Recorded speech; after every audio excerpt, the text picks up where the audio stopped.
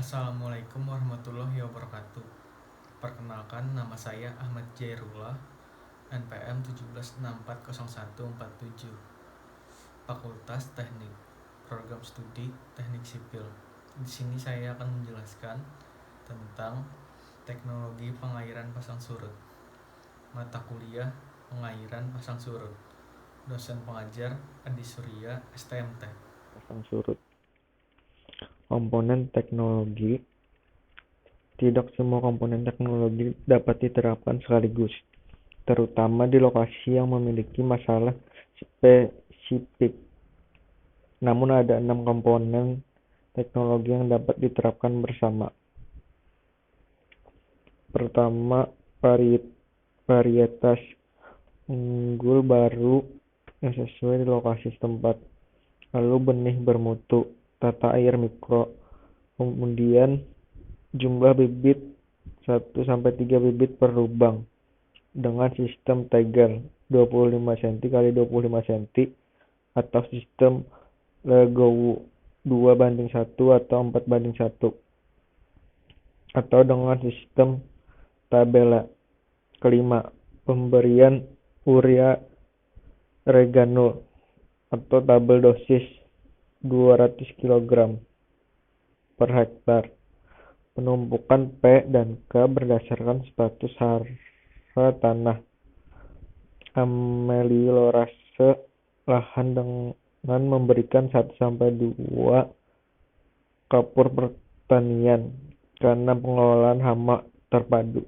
Pada pola air aliran satu arah, yaitu dengan menentukan secara terpisah antara saluran masuk dan keluar dengan memasang pintu air pada masing-masing muara saluran sehingga terjadi aliran searah, diperoleh hasil padi yang lebih tinggi dibandingkan dengan aliran dua arah.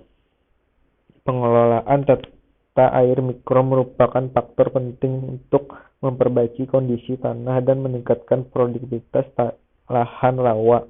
Hasil penelitian pola aliran satu arah dengan menentukan secara terpisah antara saluran masuk dan keluar diperoleh hasil padi tinggi dibandingkan dengan aliran dua arah. Teknologi tata mikro rawa pasang surut yang sinergis dapat meningkatkan produktivitas dan produksi padi di lahan rawa pasang surut. Inovasi teknologi pengelolaan lahan rawa pasang surut. Inovasi teknologi konservasi dapat direhabilitas lahan rawa pasang surut juga sudah tersedia. Selain itu dibutuhkan inovasi teknologi lain seperti varietas unggul dan adaptif di wilayah setempat, pola tanam, pengelolaan tanam, serta teknologi panen dan pasca panen. Pengolahan air di lahan rawa pasang surut dibedakan ke dalam 1. Pengelolaan air makro, 2. Pengelolaan air mikro, 3. Pengelolaan air tingkat tersier, yaitu mengaitkan antara pengolahan air makro dan pengolahan air mikro. Pengolahan air makro atau pengolahan air di kawasan reklamasi bertujuan agar jaringan drainase atau irigasi, kawasan retarder dan sepadan sungai atau laut dan saluran intersepsi, serta kawasan tampung hujan dapat berfungsi. Pengolahan tata mikro berfungsi untuk 1. Mencukupi kebutuhan evapotranspirasi tanaman, 2. Mencegah pertumbuhan tanaman liar, 3. Mencegah pengaruh buruk bahan beracun seperti Fe2+, sulfat, dan Al3+ bagi tanaman melalui pengelontaran dan pencucian. 4. Mengatur tinggi muka air. 5. Menjaga kualitas air di petakan lahan dan saluran. Dalam menata lahan, yang perlu diperhatikan ialah hubungan antara tipologi lahan, tipe luapan, dan pola pemanfaatannya. Lahan tipologi sulfat masam potensial dengan tipe Luapan A sebaiknya untuk sawah karena pirit akan stabil, tidak mengalami oksidasi, dan tanaman padi dapat tumbuh dengan baik. Pada lahan tipe luapan B, pola pemanfaatan lahan dapat dilakukan dengan sistem surjan, dengan tanam padi, palawija, sayuran, atau buah-buahan. Untuk tanaman sulfat, masam potensial pengolahan tanah dan pembuatan guludan perlu dilakukan secara hati-hati dan bertahap. Guludan dibuat secara bertahap dan tanahnya diambil dari lapisan atas untuk menghindari oksidasi pirit. Lebar guludan 3-5 meter dan tinggi 0,5 sampai 0,6 meter, sedangkan tabukan dibuat dengan lebar 15 meter. Setiap hektar lahan dapat dibuat 6-10 guludan dan 5-9 tabukan. Tabukan ditanami padi sawah, sedangkan guludan ditanami palawija, sayuran, dan buah-buahan. Sistem surajan baik diterapkan pada lahan luapan B dan C, sedangkan lahan tipe luapan D lebih baik untuk pertanian lahan kering. Tata air makro. Saluran drainase dibuat guna menampung dan menyalurkan air yang berlebihan dalam suatu kawasan ke luar lokasi.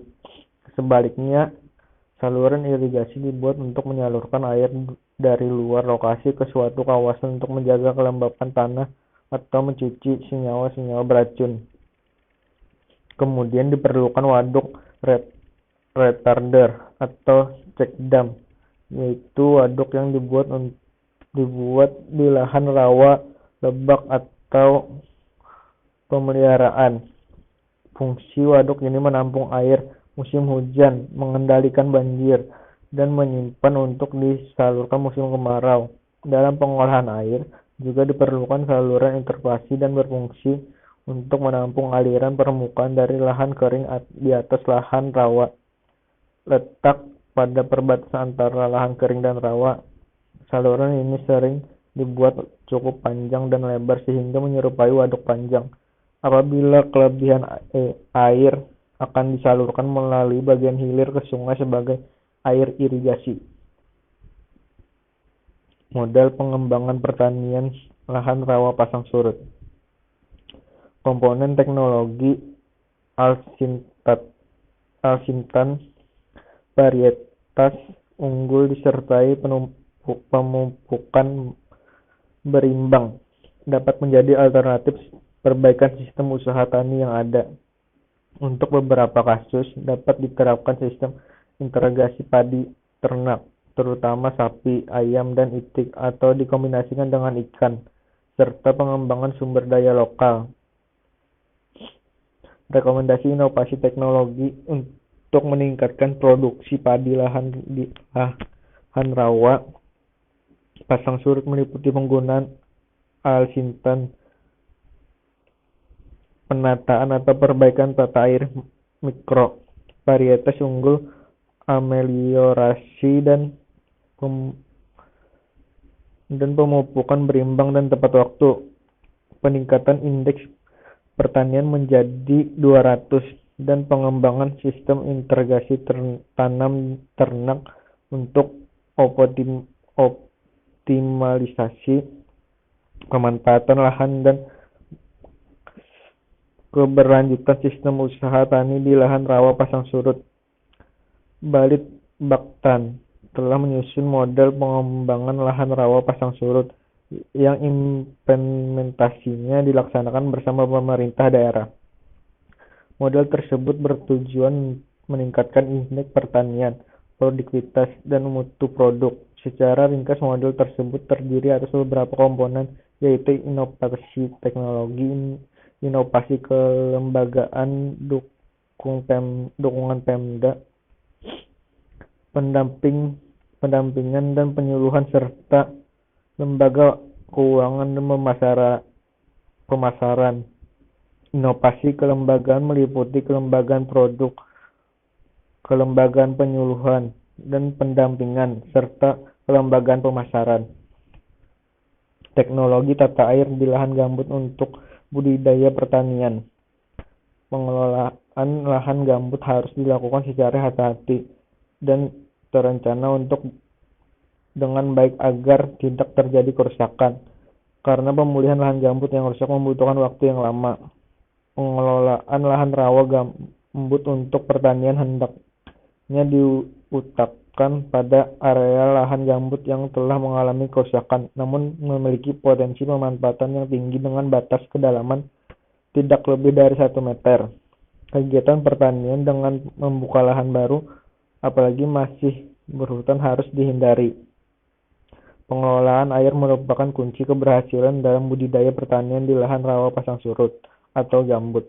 Pemanfaatan gerakan pasang dan surut untuk pengairan dan pengatusan terhadap lahan sudah dikenal seiring dengan dibukanya rawa yang oleh petani dengan membuat saluran-saluran masuk menjorok tinggi dari pinggir sungai ke arah pedalaman yang disebut dengan parit kongsi. Dorongan pasang dimanfaatkan untuk memasukkan air sepanjang handil dan petak sawah. Pasang tunggal, yang merupakan puncak pasang, dapat meluapi lahan untuk wilayah tipe luapan A dan B. Lama genangan hanya 4-5 jam dengan selang waktu seiring dengan posisi peredaran bulan. Sistem pengairan dan pengatusan yang diterapkan petani yang memanfaatkan hanya satu saluran handil. Untuk masuk dan keluar air disebut aliran 2 arah. Lahan pasang surut dan sumber air di lahan gambut. Kementerian Pekerjaan Umum menggunakan istilah lahan kategori 1 dan tipe A.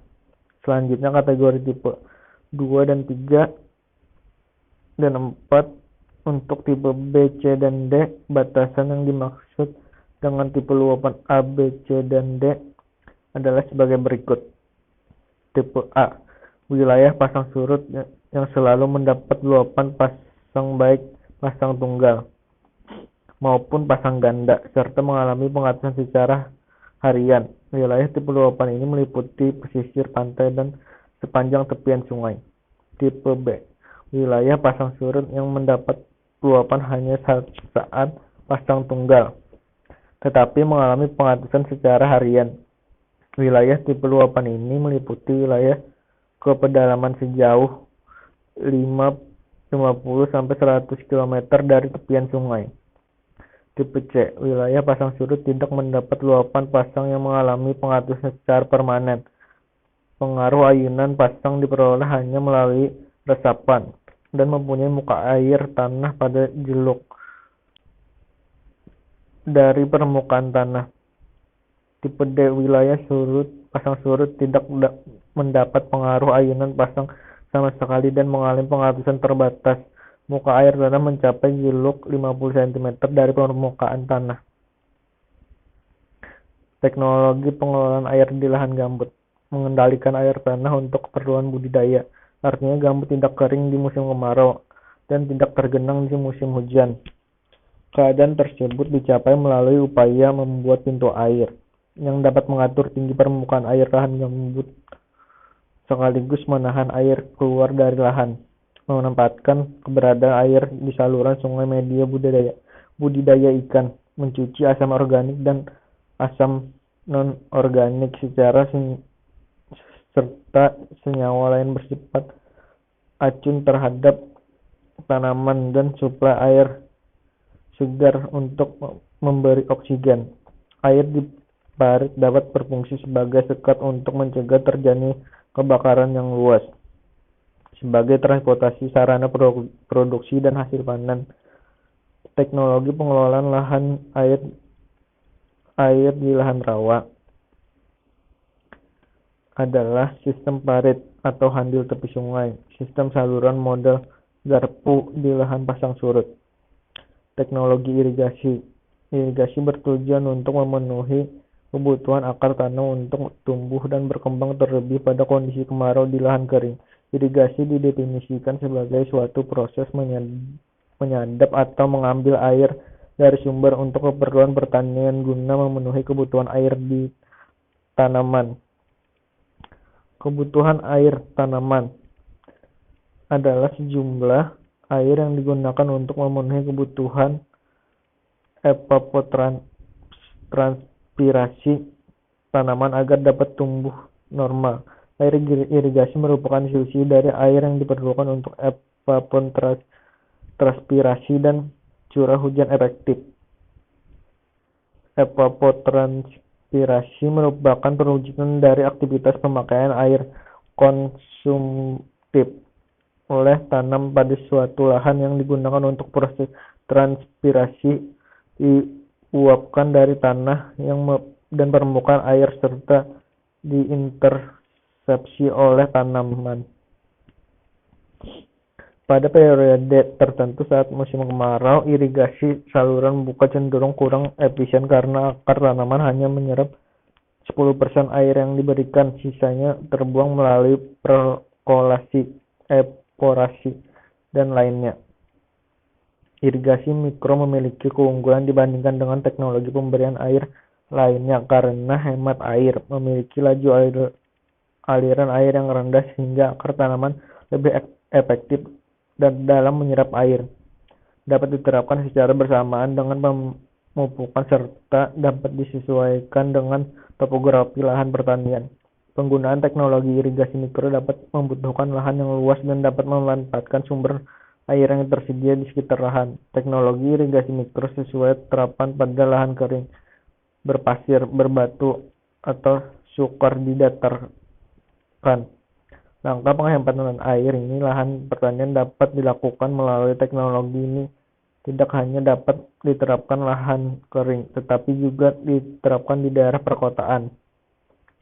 Irigasi tetes merupakan metode pemberian air dengan debit rendah dan frekuensi tinggi secara berkelanjutan pada tanaman baik melalui permukaan tanaman maupun langsung ke zona perakaran menggunakan emitter baik tunggal maupun dalam bentuk droplet. Aliran air pada irigasi tetes memanfaatkan gaya kapilaritas dan gravitasi yang bergerak secara vertikal dan horizontal dalam profil tanah.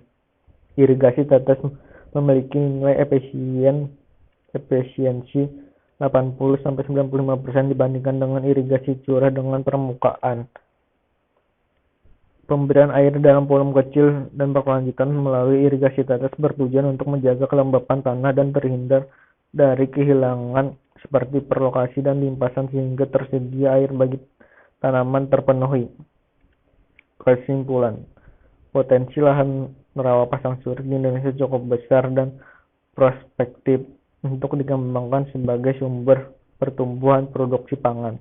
Namun pemanfaatan dan pengembangan belum optimal. Penerapan inovasi teknologi yang tepat, yaitu pendekatan PTT yang sesuai dengan kondisi lokasi atau wilayah, akan mempercepat pembangunan pertanian di wilayah tersebut.